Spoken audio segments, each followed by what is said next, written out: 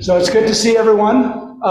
We have Janet and Carl here. They are Third Order Franciscans here in the diocese, and they will share what that means, because I don't even fully know what that order is all about. So I'm looking forward to this as well. So welcome. Good to have you with us. Thank you. Thank you. We'd like to start with a sort of a pop-up question, which is actually asked of you all, and that is, what do you think of when you hear the word St. Francis? Man of the people. Animals, man of the people. A man of the people and animals. I'm repeating in case Zoom doesn't pick this up. So, Blessing of the animals. Blessing of the animals, okay. Ministry to the poor. Ministry to the poor. Ministry to the poor, okay. But that's okay, welcome, come on in. Thank you for sitting up front. Okay, well, thank you. So we just asked the question, what do you think of when you hear the name St. Francis? Any thoughts about that? St. Francis? Comes to mind? Prayer attributed to St. Francis. Yeah, which, by the way, I'm sorry to disappoint, but St. Francis did not write that prayer attributed to St. Francis. It wasn't even written by a Franciscan, although Franciscans do we love that prayer, and we use it a lot. It was written right around the beginning of World War I in France, anonymously. It wasn't attributed, but it was in a Roman Catholic French magazine called La Clochette, the Bell. Yeah, but it's such a beautiful prayer that expresses what Francis was about, that we adopted it. We swiped it. So part of the reason for asking the question, what comes to mind when you think of St. Francis, is you then have an idea of what the First Order was. The First Order of Friars, that were those who followed Francis and, basically ran around in burlap with a funny kind of belt and the rest of it. Gave away all their possessions and were mendicants, so they lived by begging or by working. And of course, they were all men initially. And then somebody by the name of Clare decided to enter the picture. And those of you who remember Clare know that she is actually the forerunner and the beginner of what is known as the Second Order. And that is a cloistered community of Franciscan women. So Clare was a young woman, teenager almost, who had heard Francis preach and was very inspired by his desire to really live the gospel rather than just listening to it, and she wanted to do that.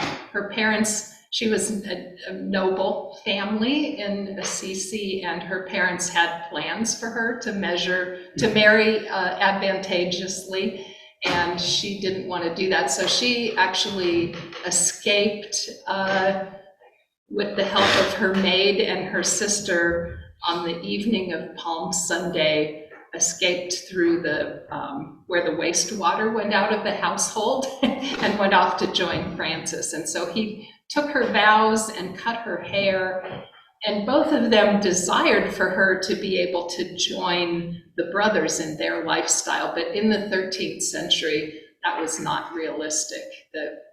As a woman in that era, your options were be married or be a nun.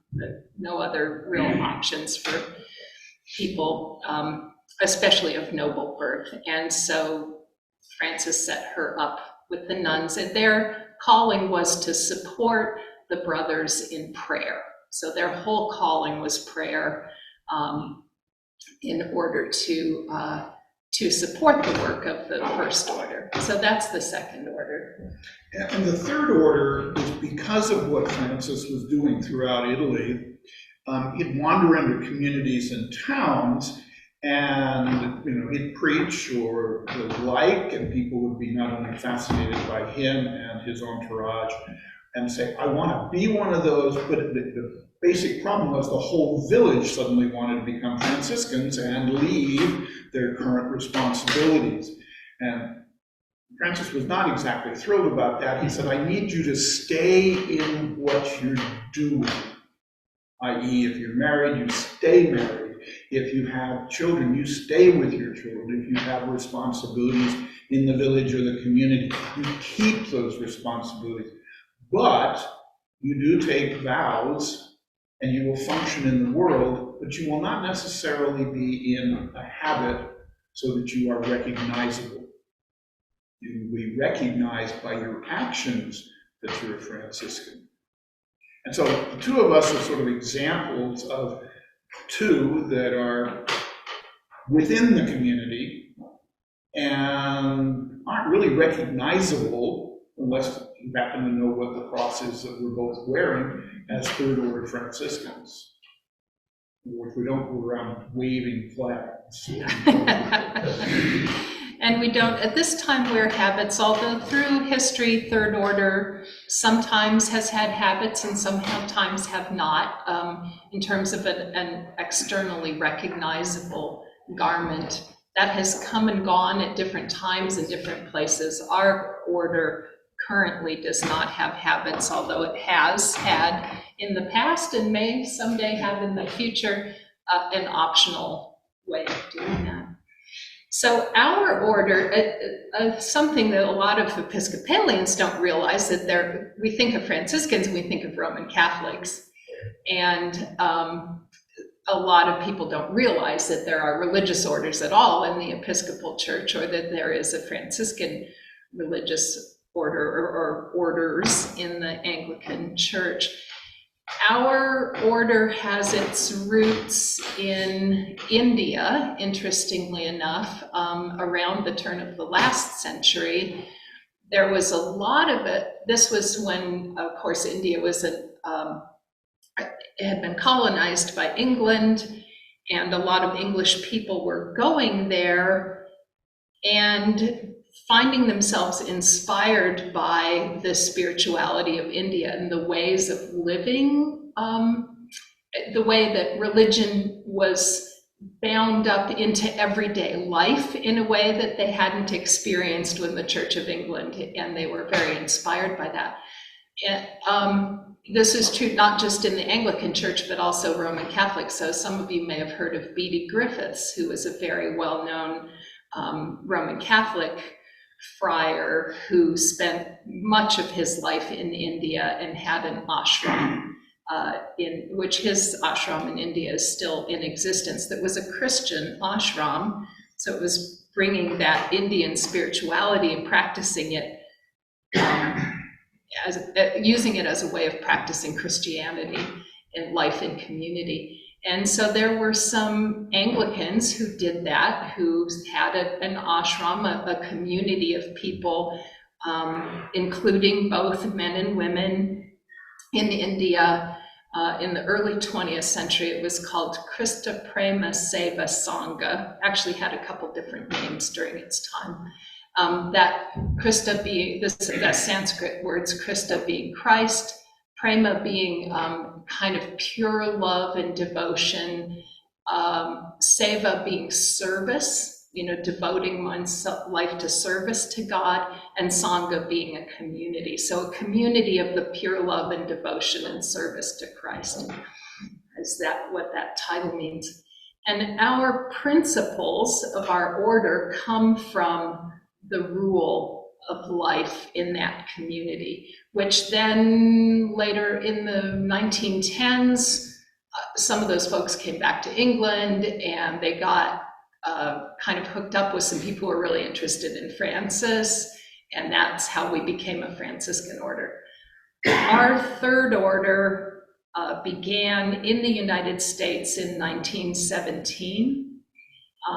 So we're just over 106 years old in this country as TSSF. So I want to talk really quickly about what I mentioned as our principles, and I'm sorry I didn't bring extra copies of this to show you, but if you're interested in reading this whole document, this is kind of the foundation of statement of what we're about. I can point you to it online. And this document is so important to our order that we have it divided up by daily readings through the month. So every month we read through the entire document, a paragraph or two at a time, over and over and over again, so that kind of soaks into our lives. And so I'm just going to tell you the outline of that so you get this kind of general outline of what the Third Order is about. And it begins with the object, which is, I'm not going to read you the whole paragraph, is essentially the idea of self-sacrifice, of really giving up of self to the purposes of God that we see in Christ and wanting to follow that ourselves. And then we have 3 aims. So the aims of our order: to make our Lord known and loved everywhere, to spread the spirit of love and harmony, and to live simply. So those are kind of the, just our goals in life, our simple living, love and harmony among humans, but also really there's a growing awareness of the importance of that also within our greater non-human community of the earth as being an important part of that.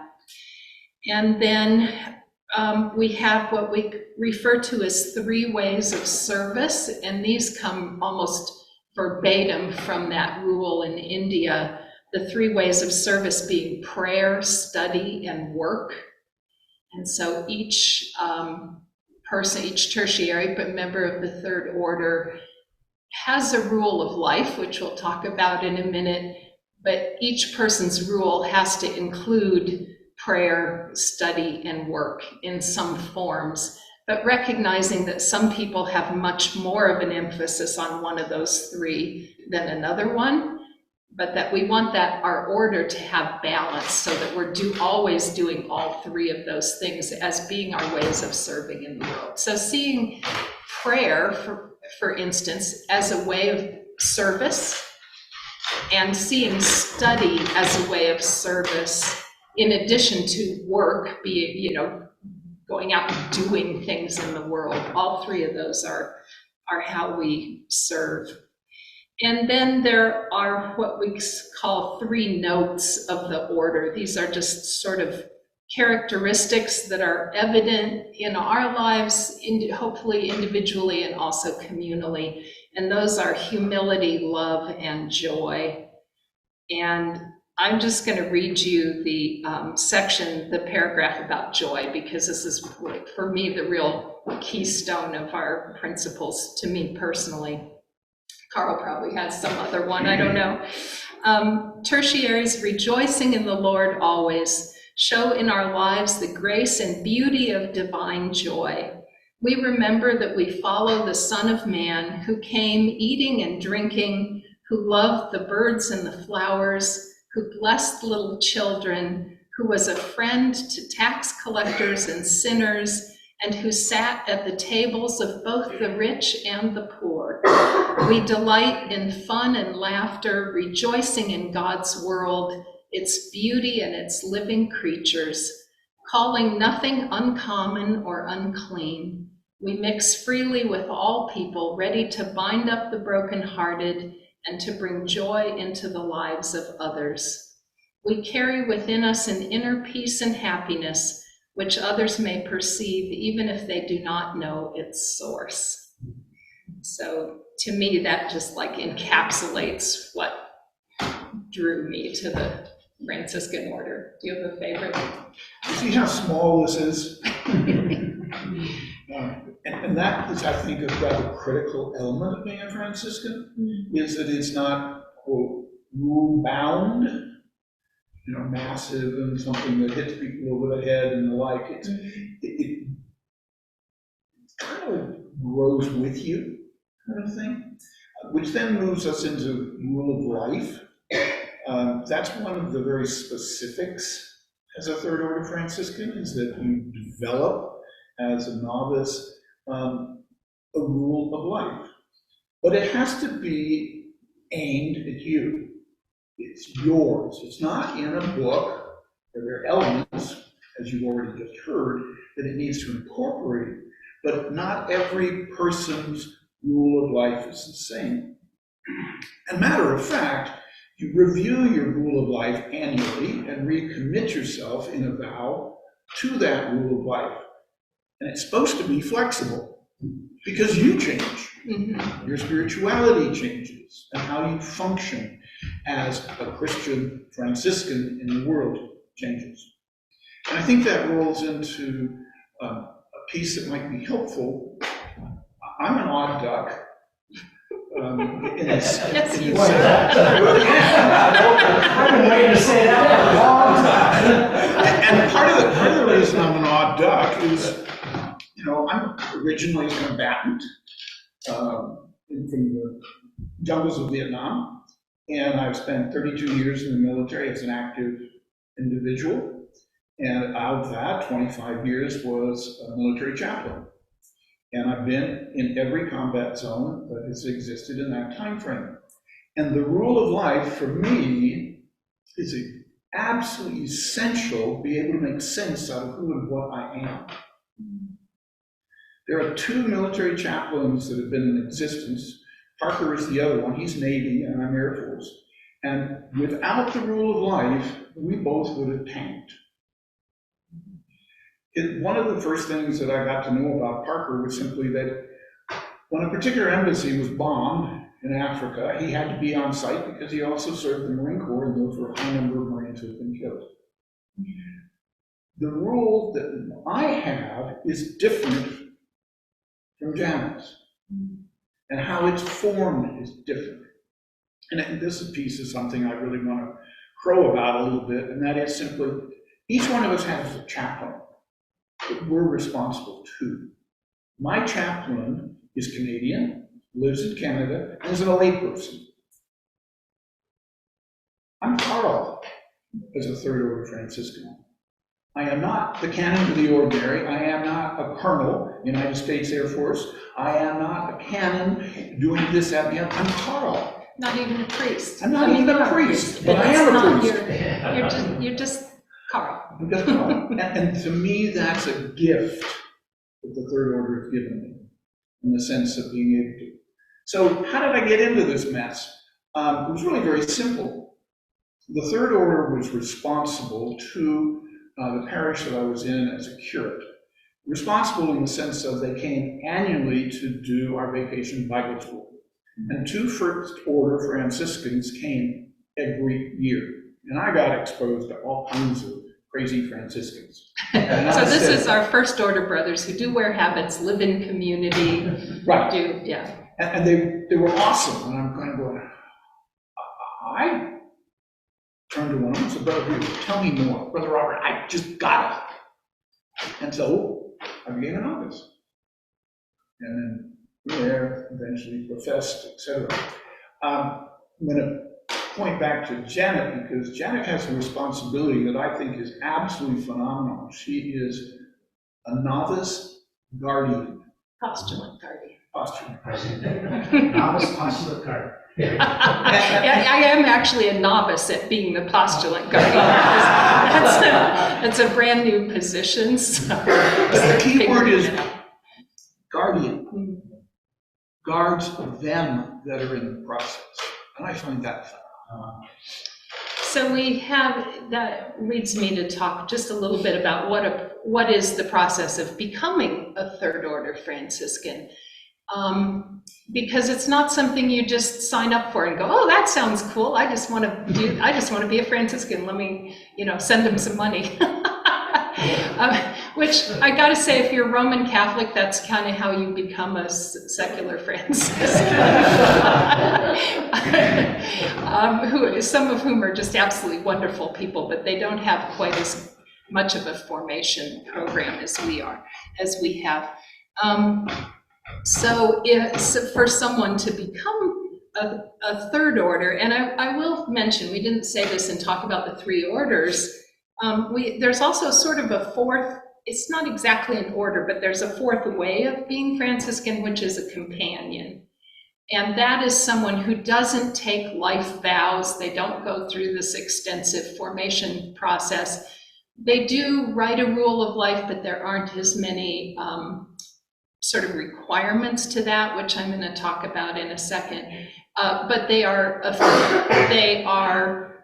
affiliating themselves with the Franciscans. They meet with a fellowship if they possibly can. We have a very lively fellowship here in Colorado at the moment, which is really interesting. We have one of the biggest fellowships in the US as far as Third Order, and Colorado is not really dense with Episcopalians compared to, say, the East Coast, but somehow Franciscanism has really thrived here.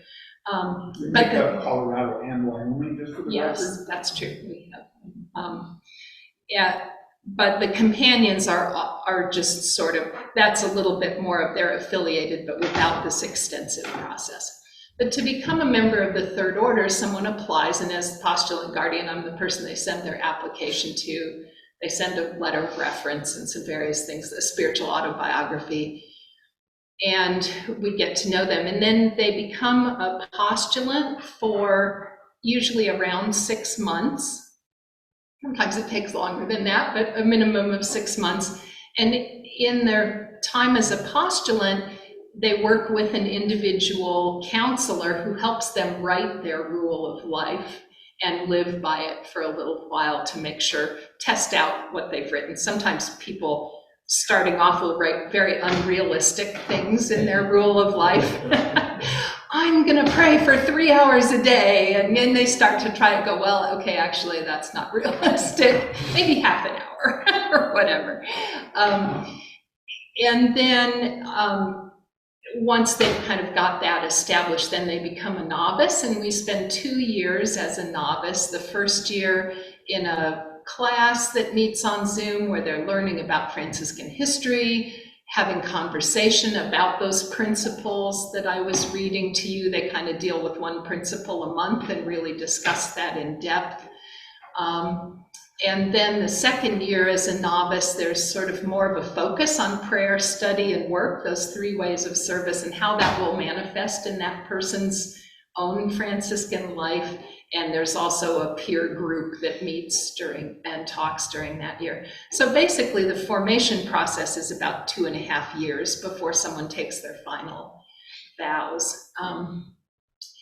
I want to talk a little bit about our rule of life, because as Carl mentioned, it is very individual. Like if you go and join a monastery somewhere, you're signing on, you're taking a vow to follow the community's rule of life. The whole thing is all written out. Society of St. John the Evangelist, which is an Episcopal order in Boston or Cambridge, revised their rule of life maybe 20 years ago or so, and they actually wrote a book about the whole process, and it shows each section of the rule. It says what they ended up with, what they wrote, and then there's a whole explanation of all the conversations they had in the community about that and so on. Everybody who joins SSJE is vowing to live that rule of life. For the Third Order, we have this individual rule, but there's a structure to that. It isn't just, well, what do you think you'd like to do? There's a framework within which we each figure out what will work for us. And so there's 9 points in that rule. Eucharist, there's a kind of a minimum requirement of attending Eucharist every week. Some people do it more often than that, if they have access to that or so on. There's a section of penitence that can be however that person wants to do it, but that they do some daily self-examination, just being kind of continually aware of, are there places where I'm not in harmony with God, and making sure that we address that. Personal prayer, so everybody's expected to have some kind of really daily prayer practice that's just them and God. However, but there's a requirement that personal prayer is in everybody's rule of life, but how that looks is very different from one person to the next. So somebody might do centering prayer for half an hour once a day or something like that. Other people are like, oh God, I can't pray sitting still, and their prayer is something else, you know. Self-denial, this is a bit of a challenge as we're working with people in formation to figure out what fits into that self-denial, but that section is really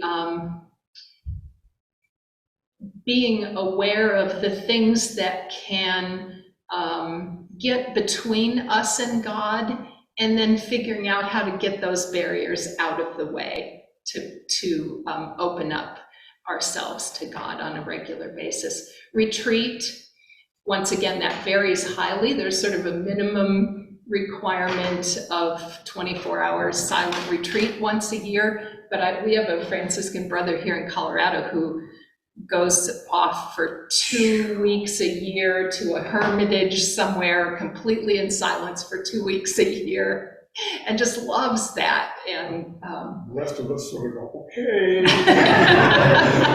but you know, he's like the most mystical, connected to God person. One of the people I know is the most connected, and probably partly because of that. We have a section for study, but that could be different in different people's lives and at different times. Someone might spend, a year where their practice of study is reading through the Bible in a year and really doing intensive study there. Someone might choose to take on a particular topic, like I'm going to really read everything I can about climate change and understand that on a deep level and ponder the spiritual implications of our relationship with our non-human brothers and sisters in the world. Simplicity, that is, as I mentioned, one of our principles, but how that looks in one person's life and how it looks in another person's life are completely different. Work is wide open for whatever people are doing. That one probably changes more over the years than anything else because of situation and what you're involved in, whether it's volunteer work or paid work or whatever. What is your way of serving God in the world? And then there's a section called community obedience, which is the things that we all agree to do. And one of those, which is kind of unusual in our order, is praying the daily office. So we all commit to doing either morning prayer or evening prayer every day. It's as separate from personal prayer. Like even if we're doing it by ourselves, we are doing it as part of a community. Morning prayer is what I would say 3/4 at least of us. Morning prayer is our chosen way of doing the daily office. Whereas the personal prayer is just me and God, the morning prayer is really something we're doing as a community. So those are the areas of our rule, but within that, how it looks in each person's life can be very different. Janet made the comment early, and she talked about fellowship and how this is the largest fellowship within the... We might be the second or third largest, but it's definitely the largest one outside of the East Coast and New England kind of areas. And we're kind of pleased with that. In case you couldn't tell. But there's a piece of it that's rather odd, which drives other fellowships nuts. And that is our leadership methodology within our fellowship. We determined it originally, you had one who was the convener of the fellowship. Well, Sarah, Janet, and Carl said, forget that. We decided we're going to have 3 of us as conveners. And the only reason Sarah's not here is that Sarah was sort of involved in a mini car accident which caused her a lot of pain, and so she's not with us. But it drives the East Coast fellowships crazy because they go, no, you're supposed to do it this way. No, you didn't. It's not in writing anywhere. And we're Franciscans, so we're going to do it our way. The beauty of that is that the 3 of us have taken it upon ourselves to turn to the rest of the fellowship on an annual basis and say, what do you think we need to do for this next year? And how are we going to meet? Zoom has been one of the best things that came out of COVID in my mind, and it's been absolutely fantastic because we've been able to meet on a regular basis as opposed to having what we did before, which was meet somewhere in either this diocese or Wyoming, which only a few people could do or make, or et cetera. This year we've determined that the way that we think we need to address is, what are the big subjects that none of us can change? What are the big, the issues or problems in the world that we call that face-to-face with the world. Taking that from a story about St. Francis St. Francis's real conversion experience was coming face-to-face with a leper, which had always been something he had known about and wanted to stay arm's length from leprosy and lepers and didn't want to have anything to do with it. He was just horrified by that. And at one point he came face to face with a leper and suddenly saw that person as another human being and embraced him. And that was a real conversion experience for Francis. So I just wanted to say that title of face to face. Which is exactly what we've been doing up to this point in the year. What are some of the serious things in the world that we cannot change? And that's the key piece. What are the things we cannot change? Climate change, combat war justice, sexuality. And so we've tackled each one of these, and one of us becomes the presenter, and it becomes a free-for-all by all the rest of the fellowship. And then we go into the cave.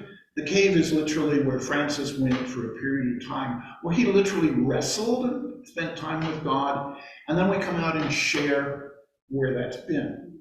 So being the guy who had something to do with combat, needless to say, when it came around to the war subject, that was mine. Janet has been intimately involved in climate change and some of the things that are taking place with the earth, so that was hers in terms of the presentation.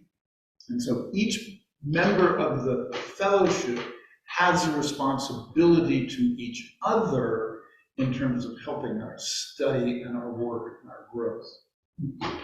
But a really challenging and important part of that has been that we're addressing these issues not with, and this is really hard for us Americans to do, not to look at that and immediately start going, oh, well, here's how we can solve that, or here's how we can fix that, or, oh, that's terrible, let's just, let's recycle and make it all better. That being able to be present with chaos, with pain, with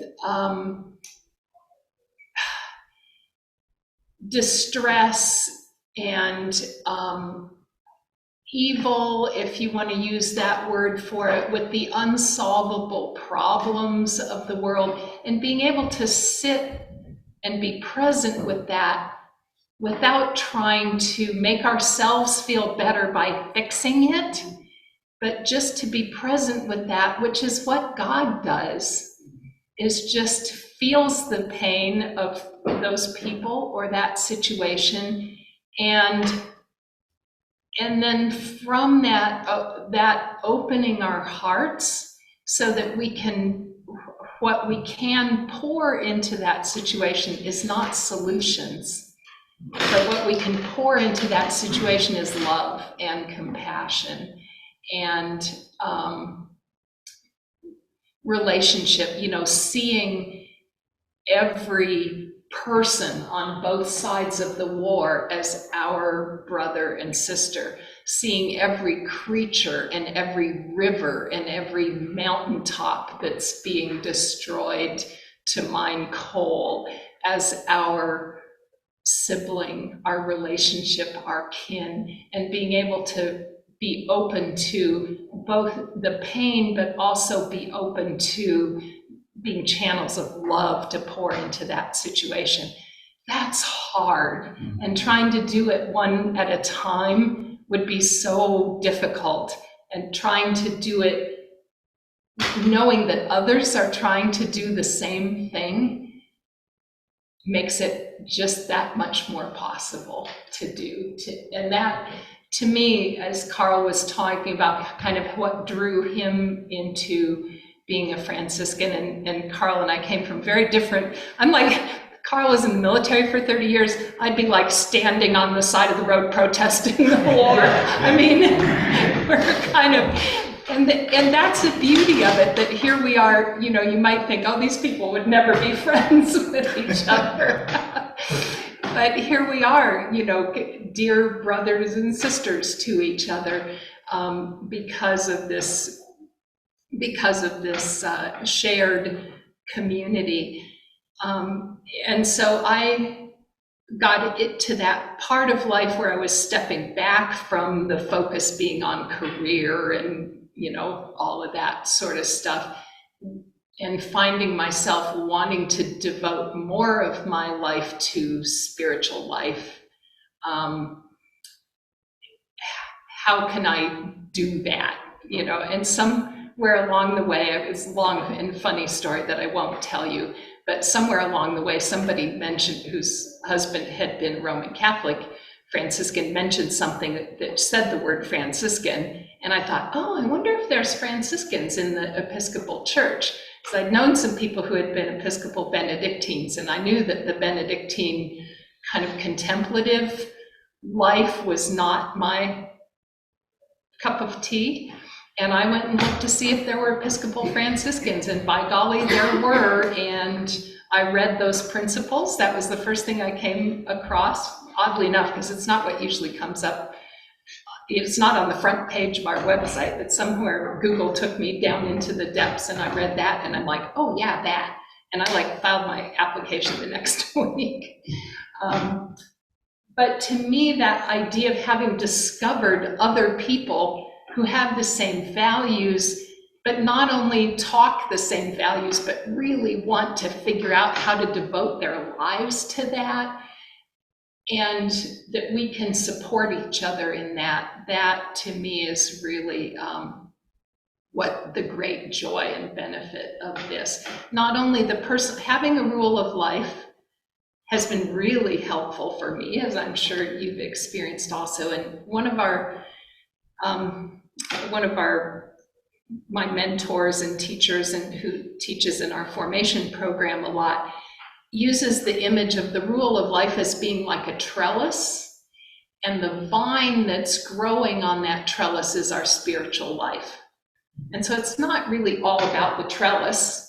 Having a perfect trellis is not the point. The point is having a trellis that is strong enough and configured in such a way that it can really support the vine of the growingness of the spiritual life. So doing that in community is ever so much easier than trying to do it on your own. So. Yeah, we probably blundered plenty long enough and probably raised all kinds of questions in your mind, or at least thoughts. Your turn. Anybody have any questions, things you want to ask or find out more about or say or Reflect. You said you had to write a letter to basically you. Mm-hmm. How do you proceed with this? I mean, if I were to want to. That reminds me, hopefully they're here. I do have brochures. Among several hats that I wear in the order, I'm the person who does literature distribution and mails out books and packets and stuff. So anybody who's interested, I do have brochures about the order. The first thing to do is we have a secretary for inquirers. And if you send an email to her, she sends you a packet that has information and stuff like that.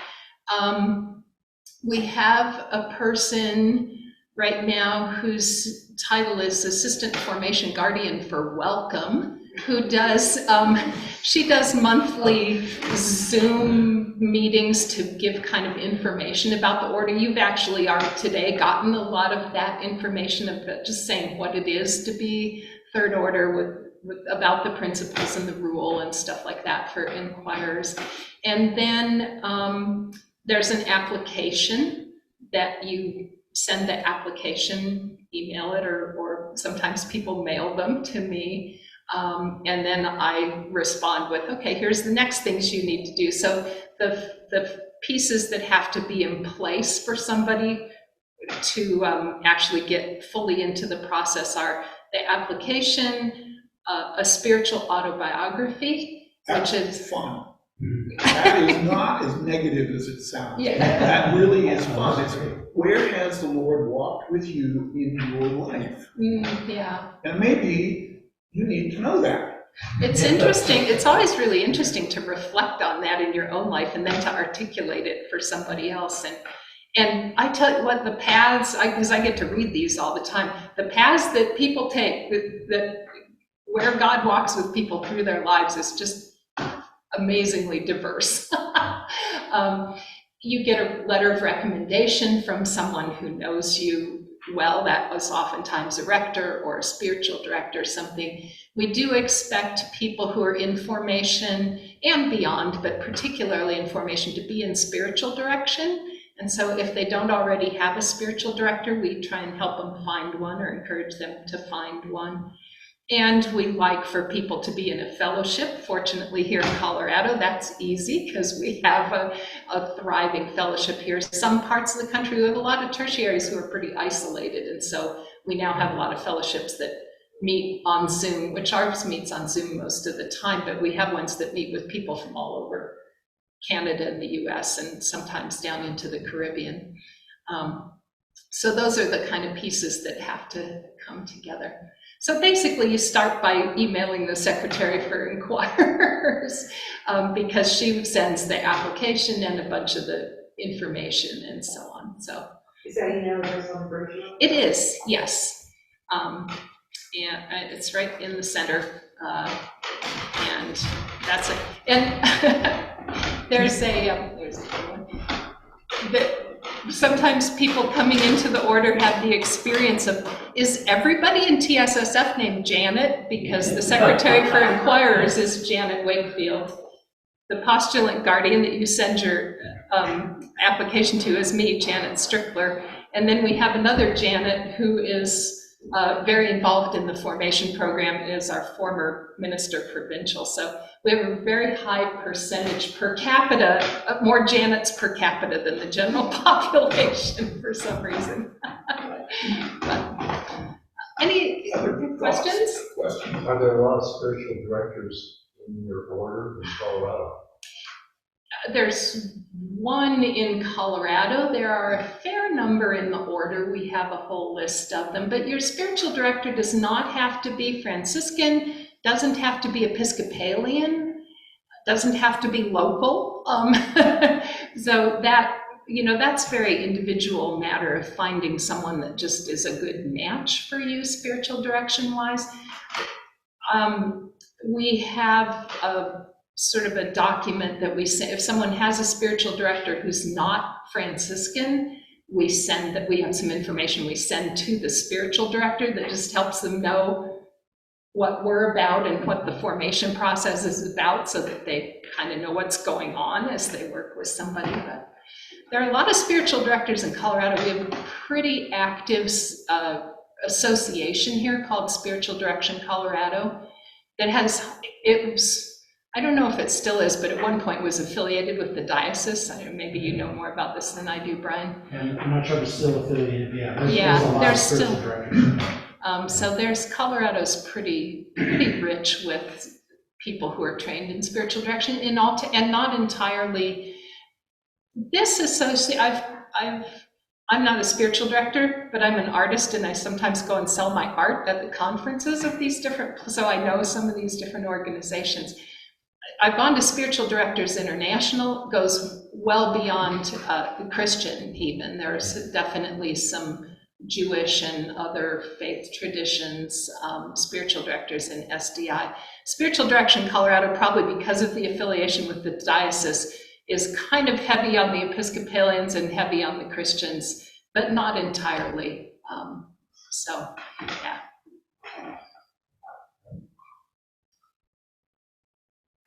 Any other questions? Thank you. you. I suppose you stick around a little bit and all that. Yeah, If you're at absolutely. the 10:30 service, Carl is going to be our guest celebrant at the Eucharistic honor event, so he'll be up at the altar with me. So. I brought a few books along that might be of interest to anybody. Just glance at a little bit of artwork. And some wonderful art. That dog reminds me very much of your dog. Oh, you're my friend. Yeah. The whole story about Francis and a wolf that is how he got associated with blessing animals. Great. Well, thank you very much. Thank you. Very good. For those online, let's see if we can get this. There is their website right there. All right. Thank you all very much. Thank you. Thanks, Ryan.